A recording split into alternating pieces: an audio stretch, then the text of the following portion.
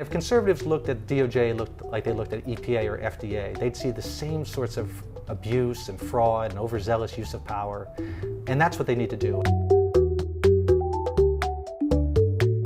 Hi, I'm Nick Gillespie with Reason TV, and today we're talking with Kevin Ring. He's the Director of Strategic Initiatives at the Families Against Mandatory Minimums, or FAMM. Kevin, thanks for talking to us. Thanks for having me.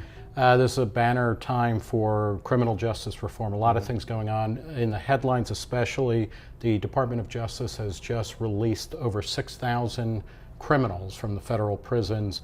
What's going on with that? Well, 6,000 drug offenders have been released because more than a year ago, the U.S. Sentencing Commission, which is not connected to the Justice Department, made a decision to reduce the drug guidelines by 2 levels. That's how they calculate the sentences. Right. They decided drug weight was driving the sentences too high. They moved them down, and as a result, 6,000 people, 46,000 over the course of the next 10 years, will get relief. When conservatives especially, they say, oh, Obama is releasing these, like he's Yeah. going with his big jailer's keys and opening doors. It really isn't that. It's not Obama. In fact, the Justice Department argued against most of this release. They wanted to put conditions on who could get this retroactive relief. So among these 6,000, these are nonviolent drug offenders. Yes, almost wholly. There's very few violent prisoners in the federal system. Those are mostly in state prisons. So these are people who have drug offenses. It may be the case that they had a gun at some point or they have some previous conviction. But they're not going around shooting people up or anything. Absolutely not. And a third of them are going to be deported. That's right. So you're talking about 4,000 people in a country of 300 million. So this isn't some tidal wave of folks. This is a few each community. Now, Jeb Bush, one of the Republican presidential candidates, former governor of Florida, he called this the wrong approach, but for the right reasons or the right goals. And he specifically said, look, there's a lot of people in Congress on the Republican side who are talking about this. Obama should have worked with them. Does that make sense, or is that a fair assessment of the situation? No, I think this is an all hands on deck situation. So the president's doing what he can through commutations, Congress is taking up criminal justice reform, and the commission, this is their job, is to reevaluate sentence lengths. They did that, they changed it going forward, and out of fairness they said we also have to make this change retroactive. So these are the lowest hanging fruit. These are the safest people we have. So if this is a problem, it's hard to think they're going to accept any other sort of reform. So where did the mandatory minimums come from, and why is the steam kind of coming out from pushing those? Well, we got mandatory minimums mostly in the 80s and 90s, where people wanted to get tough on crime and they wanted to lock everybody up because we did have higher crime in the late 70s, and they thought that was the right response. And so crime went down. And so if you looked at those 2 data points, if you said we put in mandatory minimums, crime went down, you would argue they have done well. But the states started going broke. Their corrections budgets were going out of control. So they started changing them. You had states like Michigan, New York, Rhode Island repealing their mandatory minimums, investing that money though in other things, law enforcement things, and their crime rates continue to drop.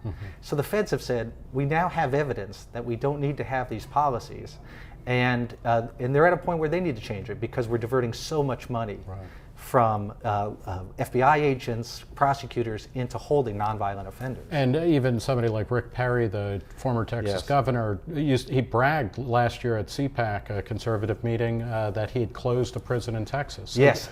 This seems to be a moment where people on the right and the left, libertarians and progressives, everybody is in for criminal justice reform. That's right. And in Texas, what they'll tell you too is the reason they were able to do what they did was because they don't have the mandatory minimums we have at the federal level in some other states. So when they were able to do more in programming, do more sort of risk assessment, and let people out and use incentives, they were able to do that because they didn't have mandatory sentences.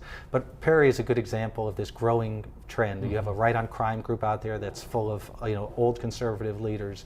You have the Koch brothers. You have Grover Norquist and ATR, and then the traditional allies on the left. But it's been amazing to watch, and there is a consensus now that at least with nonviolent offenders, mostly drug cases, we can do it better. Is this also part of, we just saw Ohio fail to pass pot legalization, but perhaps more stunning was that pot legalization was up for a vote in Ohio. Is the impulse towards mandatory minimums starting to become undone as the drug war seems to be winding down? Yeah, and I think a good piece of evidence for that is look at how crack was treated. Now there are differences between crack and heroin, but they're 2 serious drugs. And crack was considered a law enforcement problem. That's when mandatory minimums really hit. And now we're talking about a heroin epidemic, and everyone's viewing this as a public safety or public health crisis. That reaction couldn't be more different than what we did in the 80s and 90s, and I think it's just a sign of progress. Right. Well, another sign of that is a poll that FAMM conducted recently that talked about ending mandatory minimums for nonviolent crime. Tell us about those findings and why they're heartening for you. Well, we did a poll about 5 years ago, and it found that 60% supported repeal of mandatory minimums. This poll, just 5 years later, showed 77%.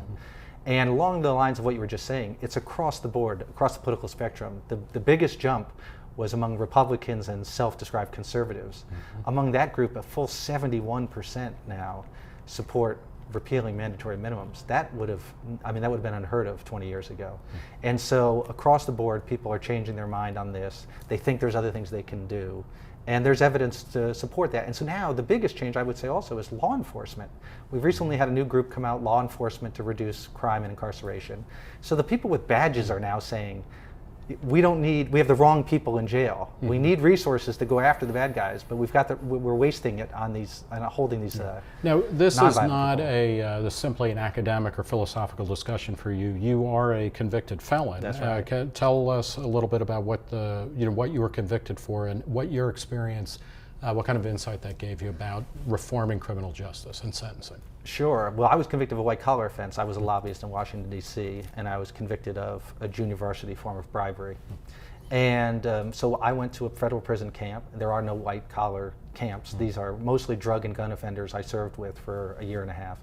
And I saw the people who were serving mandatory minimum sentences, and I wish everyone had that opportunity, maybe as visitors, because they're not who you think they are. I mean, these are people who made mistakes, made bad judgments, but it's not because they knew the law, they knew there was a chance they're going to get caught, and just did a cost-benefit analysis. They just made stupid decisions. And a lot of them will tell you they needed to be punished and held accountable to get on the right track, but they don't need 10 or 20 years to figure that out. And so you just see a lot of waste because these people aren't going to come out any better than when they went in. And there's things we could do that would make them less likely to recidivate, which is in our interest. Right. So you would think everyone What are support some of that. those things, and is that part of, are those kinds of reforms really going forward, or are we talking about window dressing? Well, the bills in Congress talk about that because they talk about doing front end and back end. So you'll reduce sentences, which is very important, but you'll use that savings to do things on the back end like more drug treatment. Also things that aren't necessarily related to drugs, but cognitive behavioral therapy, teaching people their thought process. People have bad decision making. Right. And bad impulse control. Yeah, impulse control, right, exactly. And so these are, some of these crimes are almost honor crimes. You know, they're just out of vengefulness, they're gang related, or they're just things that people can grow out of. And so that's why some people do age out of crime. So they want to do more programming like that. Job training is important. And then the other thing is when they get job skills that they can come out with, we got to make sure that they're employable. And so that's the other thing, is we've got to work as a country on letting people come back in and have jobs. Talk a bit about that, because Obama recently was talking about we got to get the box off of applications saying, have you ever been arrested, have you ever been convicted? And that seems to be a good idea, but it's also true that that's happening voluntarily at places like Walmart and other places. Is that more important, that cultural change, than the legal one, or how do they work together? Yeah, I'm sure that the president can sort of contribute to that cultural change, but it's happening.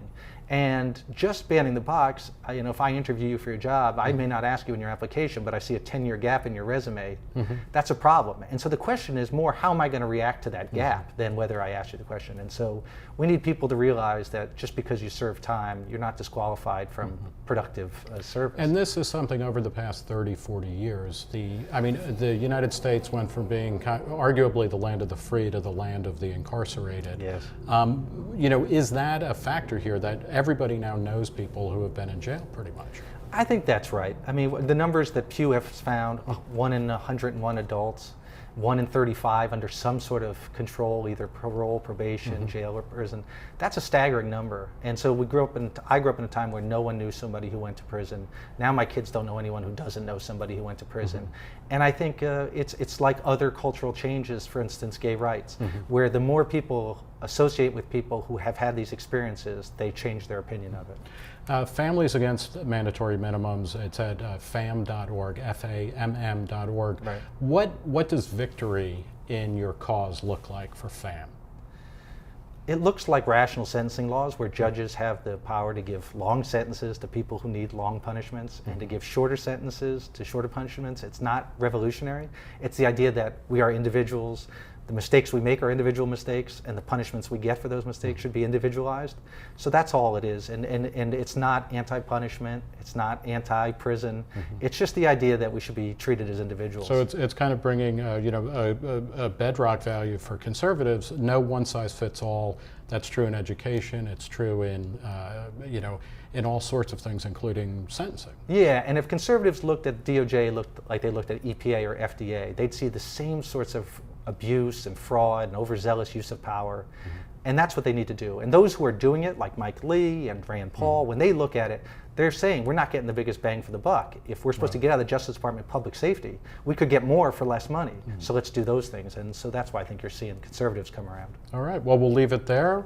We've been talking with Kevin Ring. He's from Families Against Mandatory Minimum. Thank you so much for talking. Thanks for having me.